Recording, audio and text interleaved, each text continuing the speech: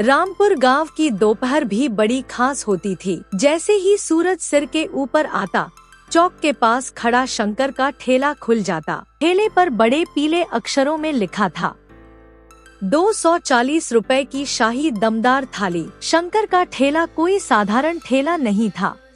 जैसे ही ढक्कन खुलते, गरम मसालों, देसी घी और ताजे चावल की खुशबू हवा में घुल जाती। गांव के लोग कहते थे, अगर स्वाद के साथ इज्जत भी चाहिए तो शंकर के ठेले पर जाओ। एक दिन पड़ोस के कस्बे से सुरेश नाम का युवक वहां पहुंचा। उसने बोर्ड पढ़ा और हैरान रह गया।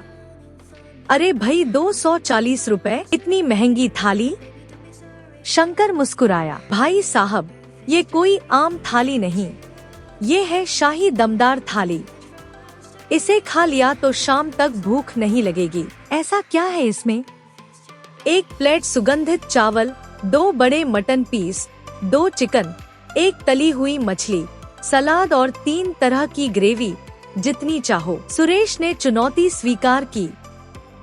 थोड़ी ही देर में बड़ी चमचमाती थाली उसके सामने थी। पहला निवाला लेते ही उसकी आंखें चमक उठी। वाह, ऐसा स्वाद तो शहर में भी नहीं मिला। शंकर, तुम तो कमाल कर देते हो। शाम ढल रही थी। काफी मशक्कत के बाद उसने पूरी थाली खत्म की और हंसते हुए बोला। ठेला समेटते समय एक बूढ़ा मजदूर कांपते कदमों से आया। बेटा, 2 दिन से काम नहीं मिला, कुछ बचा हो तो दे दो। शंकर ने बर्तन देखे, सब खत्म। बाबा, काश थोड़ा पहले आ जाते। बूढ़ा आगे बढ़ गया। शंकर का मन बेचैन हो उठा। थोड़ी दूर पर एक और होटल वाले ने उसे दुत्कार दिया। पैसे हैं तो खाओ, वरना आगे जाओ। शंकर ने बिना कुछ कहे एक प्लेट खरीदी और बूढ़े को दे दी। बूढ़े की आंखों में आंसू थे।